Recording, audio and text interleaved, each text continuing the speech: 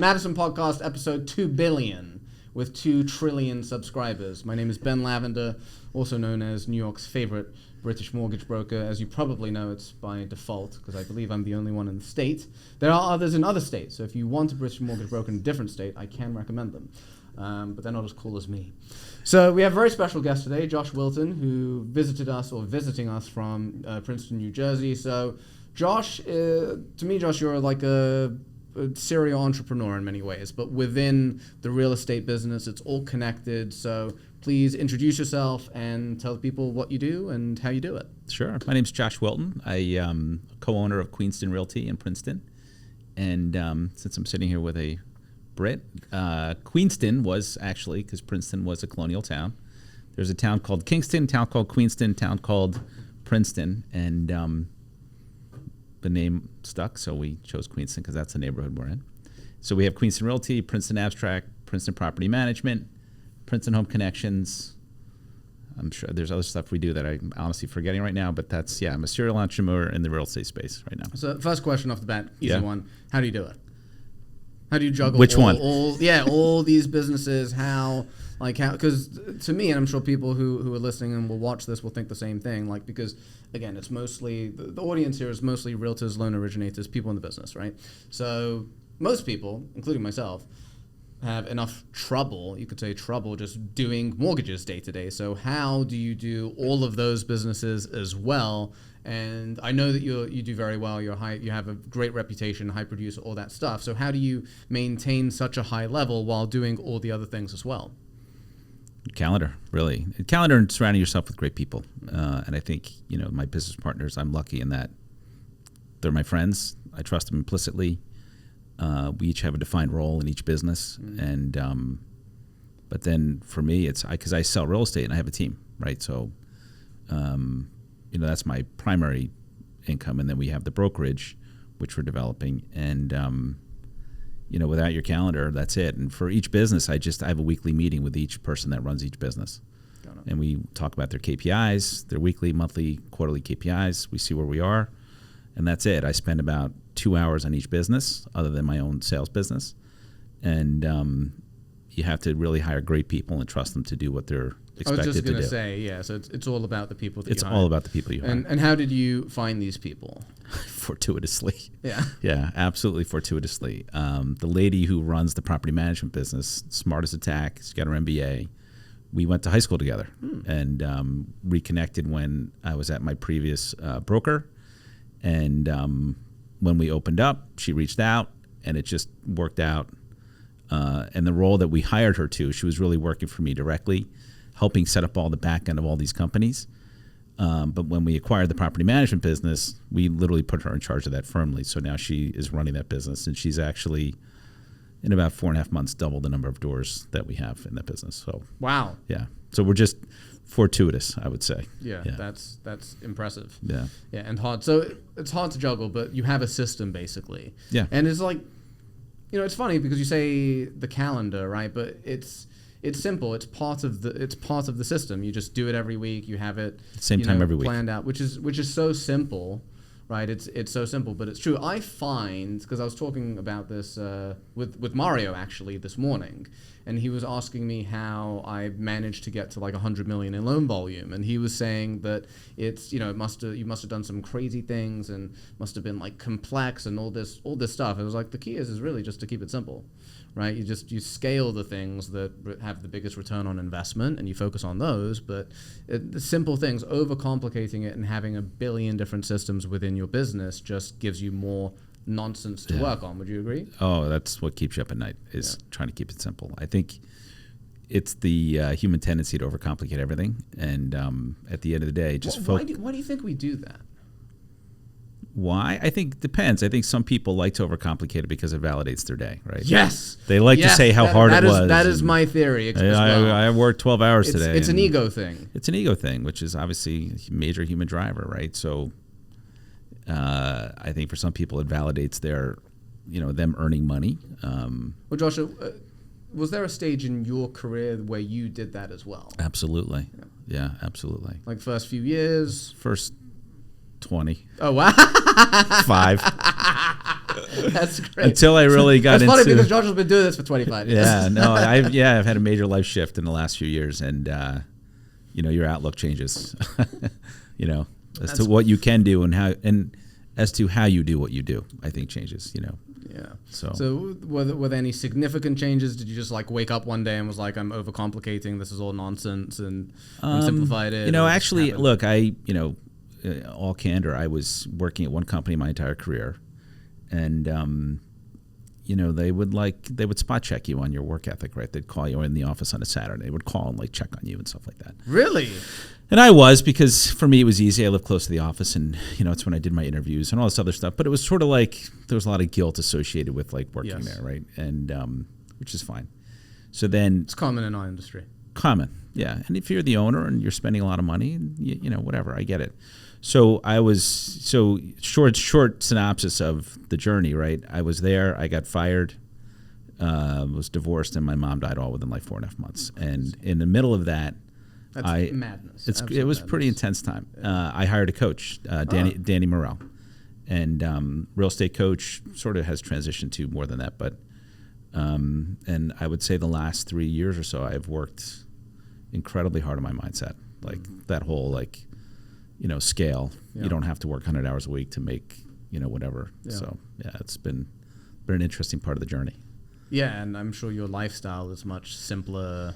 Yeah, more I still work a lot. I mean, I haven't taken many days off this year, but we're also starting 6 companies, right? So, and I'm selling real estate and all these other things. So I don't mind, but I think the approach, right, the mental approach to my business is different, and my life is different. Yeah. So can you talk about, because I'm of the opinion, Josh, that not just business, but all things in life are like 99% mental. Oh, yeah. And I say that because obviously without your health, you have nothing, right? So health is first, but at the end of the day, like your health is great, but if you don't do anything with that health, you go nowhere, right? So putting yourself into the best mindset, well, one, how do you do it?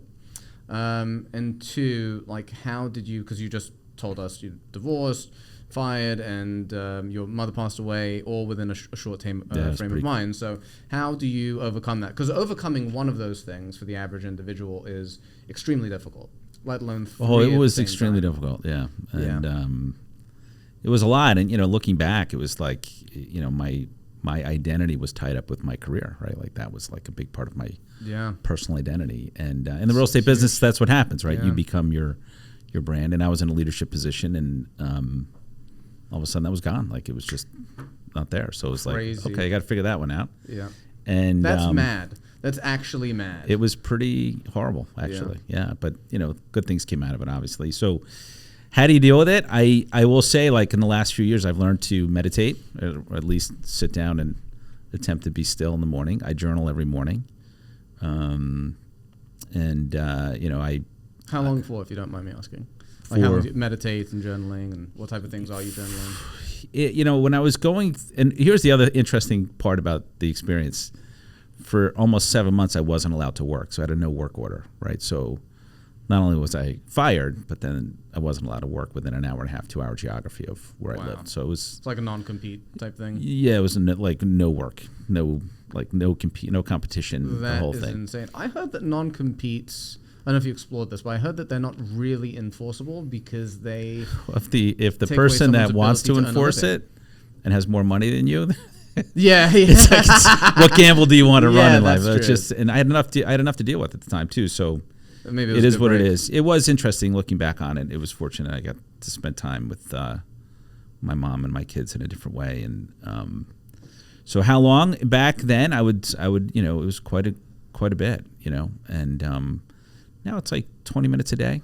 I try to wake up first thing in the morning. I just slow things down, clear my head, then I journal, So that is all new. And if you asked me 4 years ago, if like, hey, you can meditate, I said, I would have said something vulgar. And so, Josh, you find the exercises of meditating, journaling, they put you in like a specific mindset that allow you to get what you need to get done for the day. Is that what it is? Yeah, I think it allows you to go back to what we said earlier. Like you have a choice, right? Let your ego run your day, or let the outcomes you want run your day. And I definitely let my ego run my day in the past. Fear would run my day in the past, Yeah. So,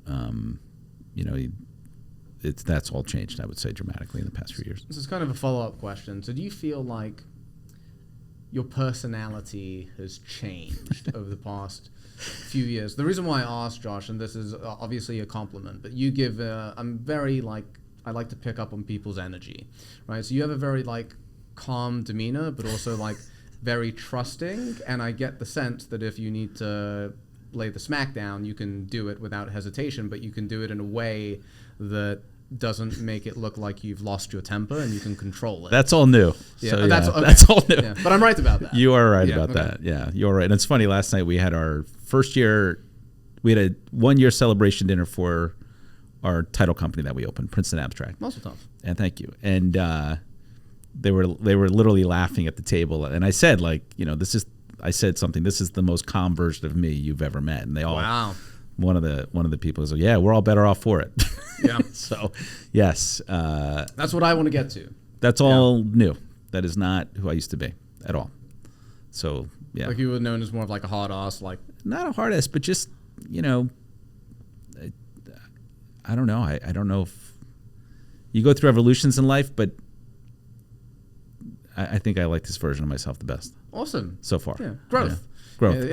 Yeah. We're always, I find that, well, what's the saying, right? The only thing that's guaranteed in life is that we're going to change. Right. Right. Nothing stays the same. So you're at a place right now where you're happy with yourself, but probably in 5 to 10 years from now, you'll go through something and you'll change again. Maybe you won't, but it's typically no, we will. I mean, that's the thing. And I think it's, when you're self-employed and you're running your own business and, you are running your own business, it allows you to be more open-minded, more entrepreneurial. And I think all the, I would say the personal work I put in the last few years just blends into that pretty well. Wow. Yeah. Okay, so I want to pivot to something that you mentioned earlier, way off subject, is agent mentoring and coaching. Mm-hmm. Obviously, I'm sure you have your little secrets, keep what you want in the chamber, but it's a big one, right? Because 99% of agents are lost and don't know what they're doing, right? And that's not to pick on agents, loan officers, you're the same way. In fact, you're probably worse. So what is your general approach with them? What are the common things or the common obstacles that you have to face with agents that join your team, both new and veterans in the business? So for the brokerage side, we will not hire an agent unless they've done $6 million or more closed. So total in their career? No, in the previous 12 months. Oh, okay, got it. Yeah, so we're not 6 deals basically. Could be.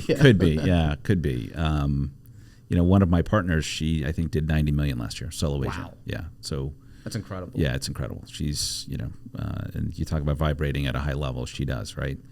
So we are not going to hire you as an agent unless you are doing $6 million or more consistently every year.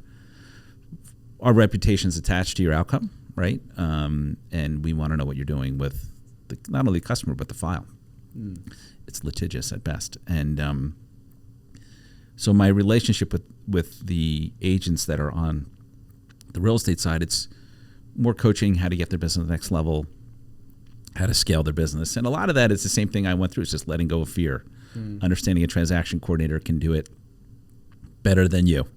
Right? And just letting go of that. Only I can do it. No, that's not true because our transaction coordinator is awesome. We're not as special as we think we are. We're really not. That's a lesson that I've had to. So I'll tell you something funny. So one of the great things about having the British accent, as we discussed before, is that it's great for sales, but the problem is that everyone wants to talk to me. Right. And the issue is at scale, right? It's hard to do. So I have to I've gotten into the habit of telling the clients calling me to ask me about the common example I use. If I received your pay stub, isn't a good use of either of our time. We have. We have people for that, and I was one of those loan officers who wanted to handle everything. And now I'm the complete opposite. I don't want to handle anything unless it's important things that pertain to the transaction. How can we structure your file to make your offer more competitive? How can we prep everything up front so we can make the process smoother? What are your questions on your rate, your payment, that kind of stuff, but letting go and giving everything to a transaction coordinator. So my assistant, I wouldn't really call her an assistant, admin, Laura, who called you, she actually serves as my transaction coordinator, right? She updates the agents on, when the loan's disclosed, appraisal ordered, like all the milestones. And it used to be me that did it, and it took a while because the agents that I've been doing business with for a long time, like they didn't like it, right? They're like, Ben, I'm used to dealing with you, but the problem is when you scale, it's physically impossible for me to do all that stuff. Absolutely, so yeah. It was literally, as you said, Josh, it was kind of like an ego thing. It's fear. Yeah. It's fear. It was definitely fear. It was a combination of fear and ego, because I basically had to say to myself, does it really make a difference whether it comes from me? It's the same information. It's the same information, right? And look, with Laura, they'll get it quicker, because if I'm doing a podcast for 2 hours, then they won't know the appraisal came in at value for 2 hours, and they're like sitting on the edge of their seats. So it's like, even for me, Josh, I'm glad you said it, because it's like I just had to get over it. So the follow-up question into that is, how do you basically convince the agents to let go of it? No, everyone's at their own place in their path in life, and some people are ready to scale and let go. In order to scale, you have to let go. I think you just said it the best. You would not be doing $100 million on the mortgage side if you hadn't let go of X, Y, and Z, and D, right, and A, and Q, right? So it's a process, and I think the one thing I did take away in my life from before is, I don't get frustrated with today. Like, I get frustrated with my own process. Did I say it correctly? Did I deliver it correctly? Is it repeatable? I'm not going to give up with the message that I know works. So it's just a question of where you're at in your life. Are you ready to meet that message? And I think, Well, how do you assess that, though? That's a difficult thing, because people are so different. We all have different experiences. You could also say trauma, right? So in a way, you kind of have to play not only a coach, but like a therapist that digs into why they behave in certain ways, which don't allow anybody them. On my personal team, I have them do their disc assessment, right? Yeah. So we have the same you kind of coming in and you go, oh, you're an I. Well, I'm going to tell you how great you are 10 times a day, and you're a D. I'm going to throw some red meat out in the middle of the floor, and you're going to go chase it. So there's different ways to coach, and but from the production side on the brokerage, these people are top flight. I mean, we literally have some of the best local producers in the market. And then on the team, they're younger producers, right? So they just need more direct coaching, scripts, what to say, how to say it, follow-up, CRM coaching, really hardcore basics. Yeah, you sound extremely organized. Do you have, I imagine, because even listening to you, if I was an agent, I would want to work for you immediately, right? So do you have, you can brag, not brag, but you must have a line of people that want to join your company. Well, it's interesting. It was funny when we were sitting here before that I just got a text from somebody that wants to talk to us. It's interesting. I think we're pretty choosy about who we want to join. Yeah. So we've been pretty slow to grow it. And again, our standards are our standards, and so they're not going to change. I'll say something about that, right? Because I've heard a lot of agent team leaders, well, I wouldn't even just say brokers, team leaders, especially at the 100% companies, right, where they're trying to grow a team, say that, and I know when it's BS, right, because they know that's the right thing to say. We don't just hire anyone, but you'll hire anyone because you want to get your split. They want the body. Right, yeah. Right. Well, but listening to you, I could tell. Well, unfortunately, I hired somebody who I thought would be great, experienced agent, 5 or 6 to my team, 5 or 6, 7 years experience. I had to make a decision to let them go within 30 days of joining, 60 days of joining. Oh, wow. Yeah, just. Do you mind sharing why? Or it just wasn't going to work. And, I guess you get to the point in your career, it's you already know. So if you're not operating from fear anymore, right, then you go, well, this isn't going to work. And I sat them down. I said, this is going to work. This is why. I'll support you in any way you can. I can, but this isn't going to work. And they were actually appreciative of the conversation. So, yeah. This is a gentle letting go. Yeah. And who knows, maybe they'll grow and handle what they have to handle and come back. Or yeah. So, yeah, you kind of, and I will say, on the real estate side, I have 2 partners. So even if I was having a weak moment and be they'd be no. Because that's we're all counterpoints to each other, right? We all bring different. You lift each other up. Yeah, exactly right. Yeah. That's key. It is. I'm learning as I'm talking to you, like I'm banking this information. Yeah. This is good for me to know.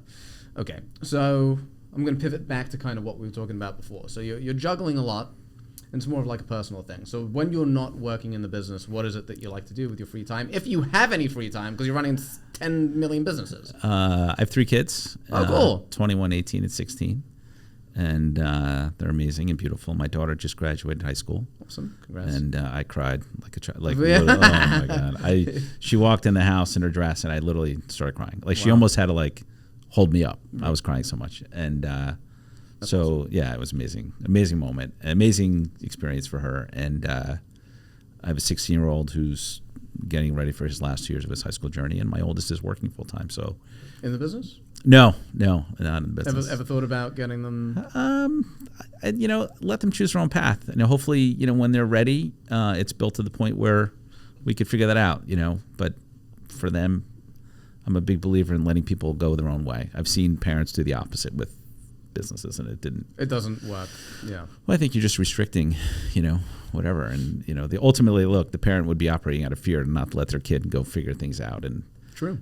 So yes, my kids, and I've always had a passion for reading and whatever, and I still do that quite extensively. But I am very fiction, nonfiction. Both, actually. I'm kind of focusing on business books right now, which for obvious reasons. But hot yoga. Really? Yeah. Hot yoga. I imagine that goes in line with like the meditation and the energy. Yeah, it's all of it. Yeah, but it definitely physically it's hell. Physically it's tough, but it's good for my back, which has always been tweaky. Oh, yeah, and tweaky at this point. And but yeah, so that's my sort of avocation, I guess you could say. How often do you do hot yoga? This week I'll do it 6 out of 7 days. That's tremendous. Yeah. Are you very flexible? No. But you get in there. I'm like the guy in the corner, like groaning and making inappropriate noises. Yeah. I've tried doing yoga here and there. I'm not consistent, but I think it's common with men, that we struggle with that. Like, I genuinely find yoga 50 million times harder than going to the gym and lifting. Like, by far, it's excruciating pain, but we need it. We do. Yeah, it's good. It's good mental work, good physical work, good breath work. You do it in the beginning of your day or the end? Usually at the end. They don't really offer them in the morning, so I kind of like 8 o'clock at night or something like that. Gotcha. Good way to end the day. It is actually. Yeah. I'm the opposite. I'm a morning person too, but if it works, it works. Well, you have to make it work. You have to make it work. Yeah. Yeah. Yeah. It's funny. Yeah, I find because in this in our business, I feel like you need to manage like all these aspects of your life to make yourself. Like, put yourself in the right mental state, which allows you to perform at a very high level, which is, you just kind of mentioned it, right? It's like family's key. You got to have a decent or good family life or a healthy family life. Your health's got to be on point, and journaling, meditation puts you mentally in the right spot. And then on top of it, vocation, you're focused on your job. So like putting all these things together, because I don't think it's something that's talked about often enough, right? We have like a very big, in the real estate business, like hustle culture, Wolf of Wall Street wannabes, whatever. And that's not to knock on the Wolf of Wall Street, or maybe I should because he's a criminal. Whatever. I'm of the theory like you don't really criticize people that have made more money than you. But at the end of the day, if they do it in a way that's unethical or illegal, then whatever. It was, I think, illegal. Yeah. So I don't know. I just hope Jordan Belfort doesn't watch this and come to me. Anyway. So yeah, it's not really talked about because, I mean, who knows, right? But I think it's so complicated and it requires so much work to put yourself in, like, because you literally, it's not like the average job where you show up, you do your tasks and you leave. Literally everything that you do in your life has an effect on your behavior, right? Which ultimately is what leads to your success or your failure. And I think the reason why people fail, honestly, Josh, is because they don't, it's different for everyone, and you can work on this, I believe, but they don't have the ability to like self-assess and say, I need to improve here, I need to improve here. Or they look at it and they're like, it's too much work, I'm good. Yeah. I think most people, and I didn't make this expression, but I saw it or read it or something, like, they miss opportunity because it's dressed up in overalls and looks like work, right? And that's personal opportunity, professional opportunity. So, that showing up early, leaving late hustle culture is part of it. At least the people I affiliate with, both in my office and outside of my office, self-care is a big part of it. It's definitely a big part of it. How do the rest of your team do that? I imagine it's different for everyone. It's different for everyone. I gave the people on my direct team the same journal that I fill out every morning. Now it's up to them to do it, right? It's a personal exercise. I'm not going to. Is it one of those where it asks you specific questions that you go through, or you just self-journal? It's directed. Yeah, it's not questions so much as you. And I said it last night when I gave the toast at dinner. I said, part of it is the first thing you do is write down what you're grateful for, the top 10 things, right? And then 10 things every day? Every day. Top 10 things you're grateful for. And it could shift over time. And if you look back where I was a few years ago, it was very different than where it is today, right? And then the next thing I journal is what are 3 things that made you happy in the last 24 hours? And then I write down, I think he's got us writing down 25 times what you want to earn in a year. And then on the right-hand side, your affirmations. And what's the name of the book? Is from Danny Morrell. This is my coach, right? So it's his journal. And I assume you have to sign up for coaching in order to. I don't know. You can reach out to him on Instagram. They're pretty reactive. And I do that every day. As a matter of fact, I do it every day religiously. Yeah. Okay. So and the point is that this is what puts not just you but your team, your agents, everyone into the right frame of mind so they can perform at their best. I think so. And looking back in my previous life, and I think my previous culture and my previous company, it was sort of fear-based. Yeah. And that's which can be a good driver, to be fair. It can, but I think it's temporary. Limiting. It's a temporary driver. Yeah. It's temporary. Easy to burn out. Easy to burn out, get confused. This is the opposite of that. You just sort of, what made you happy in the last 24 hours, and you write it down, and you reflect back in your 24 hours, and what are you grateful for, and you write it down. And I do that every morning. For how long? It takes 10 minutes. No, I mean, how long have you been doing it for? For a few years. Oh, wow. 2 years. Yeah, that's consistency. Most people do it for 2 weeks and they stop. No. And I find it's funny. There was a break where I don't know why, but I actually ran out of the journal itself. I had to get a new one, and so I didn't do it. And you notice you sort of your behavior changes. A little bit. Yeah. Your mood shifts. Yeah. I don't journal. Actually, I don't do anything like that. I don't meditate. But for me, small things like going to the gym first thing in the morning and taking care of. That's not a small thing. That's a big thing, Yeah, it's a big one. I don't go to. I mean, don't get me wrong. It's nice to be in good shape, but in all honesty, so I took the week off from the gym last week. So I have a bad shoulder. I've torn my labrum twice. Which is not fun. It's worse than a rotator cuff tear because that only takes a couple months. This takes 6 months. And I did it twice within an 18-month period. I was an idiot the second time. And basically, I tweaked it. Wasn't pickleball, was it? No, right, which I want to learn, actually, because it's supposedly Careful. the fastest. There's a lot of guys in busted shoulders with pickleball right now. Got it. So pickleball's off the table then. Got it. I was literally going to start within the next month, so I'm glad you said that. But anyway, I took last week off from the gym because my shoulder was tweaked, and I noticed my mood, I wasn't the same. I wasn't fired up in the same way. And in hindsight, I realized I should have just gone for an hour walk every morning. Yeah. And that would have solved it. Because even so to give you perspective, I drive from a basement to a basement. So I can go an entire week without being indoors unless I go out in the evenings, which I usually do, to be fair. Business dinners, whatever. And so it's really unhealthy, right? It's just you're driving from space to space. You maybe walk 500 steps a day. So I found that, Josh, recently, and this is a recent discovery for me, is that if I'm physically more active, and it doesn't necessarily pertain to going to the gym, it could just be walking around, spending more time outside, my mood, my energy levels, my health, it all changes, yeah. Makes a massive difference. And it's very easy for us, I think, to get stuck into certain routines, right? Especially if you're working in an office. With realtors, one of the things that I love about your lifestyle, which I also hate at the same time, is that you're always in different places and meeting different people. So it's exciting, it's great, but I think it's healthy, right? It's healthy to constantly be put in different environments as long as they're not dangerous, right? Because it makes you sharper, it makes you better, it makes you more adaptable. So it's one thing that I kind of envy about you guys.